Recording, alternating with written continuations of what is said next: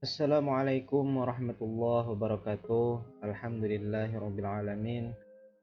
Anak-anak sekalian, pada pertemuan kali ini kita akan membahas mengenai masa awal dakwah Nabi Muhammad SAW. Ini merupakan materi SKI kelas 4 mengenai bab tentang ketabahan Nabi Muhammad SAW.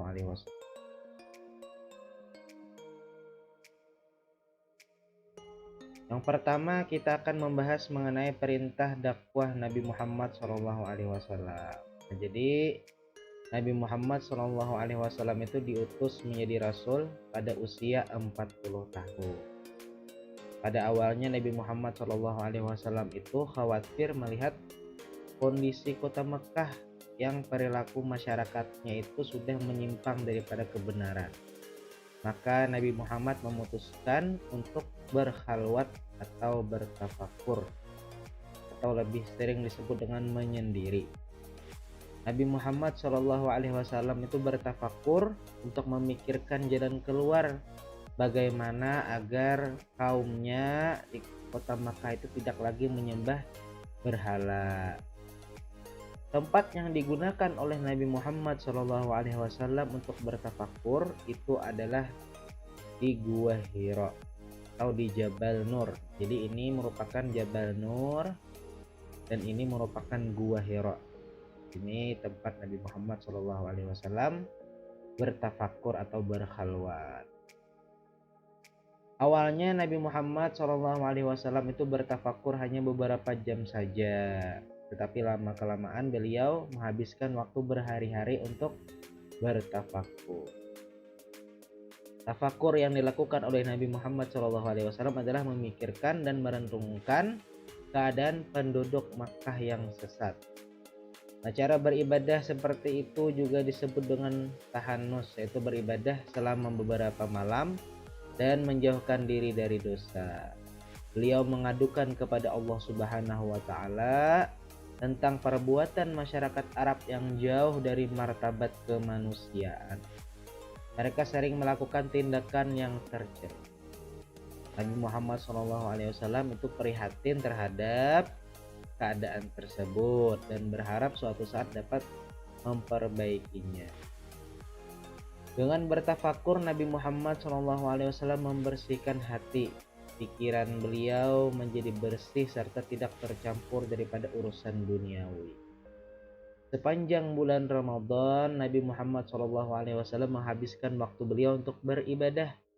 Nah, ketika Nabi Muhammad SAW sedang khusyuk bertafakur, pada tanggal 17 Ramadan tahun 611 Masehi, Allah Subhanahu wa taala mengutus malaikat Jibril untuk menyampaikan wahyu kepada beliau.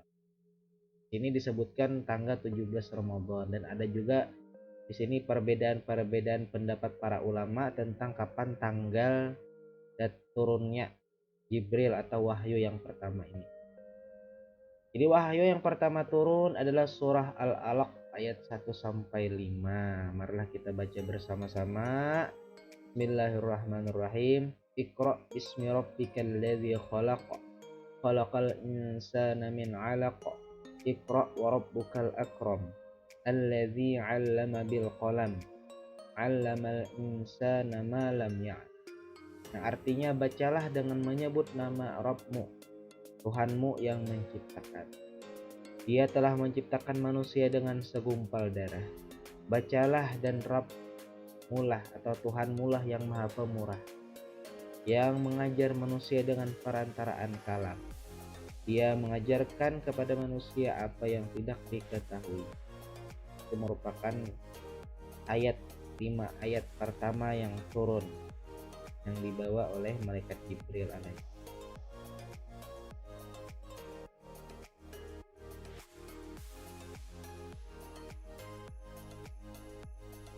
Malaikat Jibril kemudian membaca surah Al-Alaq ayat 1 sampai 5.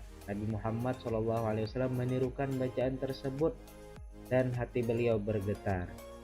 Setelah itu Nabi Muhammad SAW pulang dengan keadaan menggigil kedinginan. Kemudian beliau menceritakan kejadian itu kepada istri beliau, Khadijah. Mendengar cerita tersebut, Khadijah mengajak Nabi Muhammad SAW untuk bertemu Waraqah bin Naufal atau sepupu daripada Khadijah.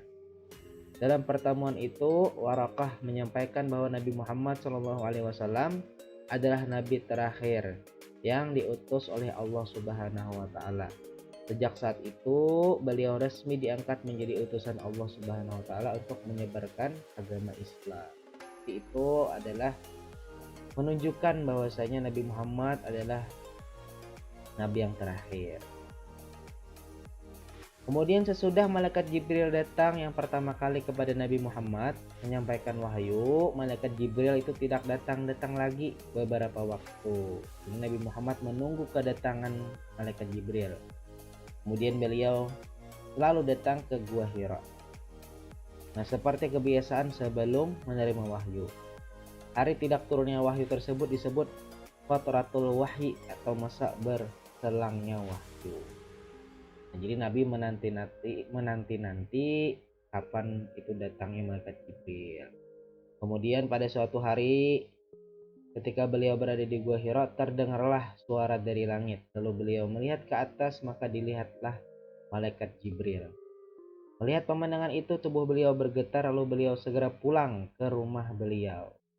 Langsung tidur sambil berkata kepada keluarga beliau, selimutilah saya.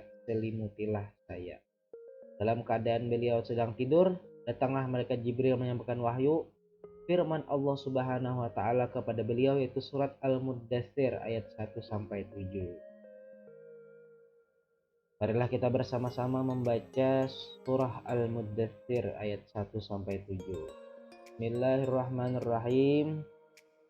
Ya ayyuhal muddatsir, qum fa'anzir, wa rabbuka fakabbir, wa thiyabaka fatahhir, warrujza fahjur, wala tamnu tastakbir, walirabbika fasbir. Artinya, hai orang yang berselimut, bangunlah lalu berilah peringatan, dan Tuhanmu agungkanlah, dan pakaianmu bersihkanlah, dan perbuatan dosa tinggalkanlah, dan janganlah kamu memberi dengan maksud memperoleh balasan yang lebih banyak, dan untuk memenuhi perintah Tuhanmu bersabarlah. Quran surat Al-Muddatsir ayat 1 sampai 7.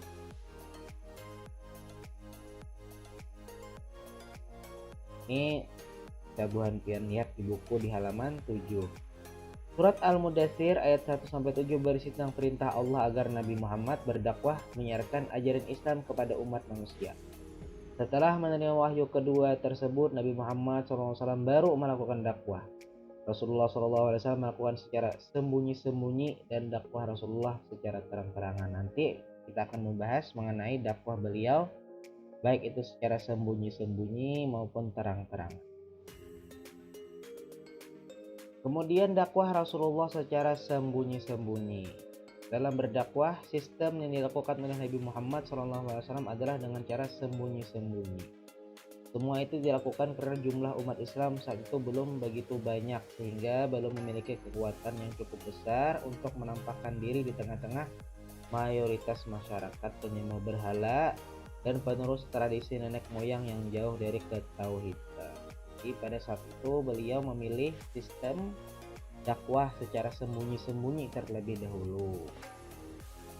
Nah, pada awalnya sasaran dakwah beliau itu dituju kepada keluarga-keluarga beliau.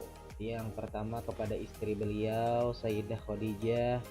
Kemudian beliau itu merupakan wanita pertama yang masuk Islam. Kemudian Ali bin Abi Thalib, sepupu beliau, itu merupakan perwakilan daripada anak-anak pada saat itu atau golongan muda.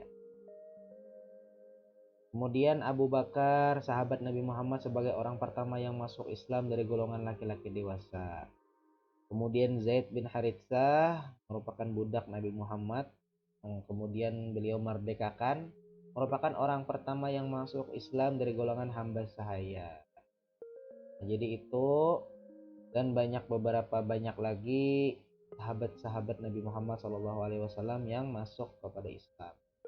Orang-orang tersebut disebut sebagai as-sabiqunal awwalun atau generasi awal yang memeluk agama Islam. Ada beberapa nama di sini, bisa buhan pian baca sendiri sampai kepada 41 gitu. Nah, dakwah Rasul tetap masih dilaksanakan dengan cara sembunyi-sembunyi selama kurang lebih 3 tahun. Dakwah secara sembunyi-sembunyi ini dilakukan dengan maksud mencari orang-orang yang mendukung beliau. Merekalah yang dipersiapkan untuk menjadi juru dakwah, menyampaikan ajaran Islam dan menjadi pendukung setia Nabi Muhammad SAW. Itu strategi dakwah beliau. Pertama, sembunyi-sembunyi.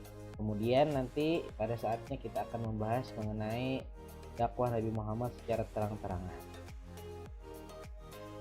Demikian pembahasan pada kali ini. Salah dan khilaf mohon maaf. Wassalamualaikum warahmatullahi wabarakatuh.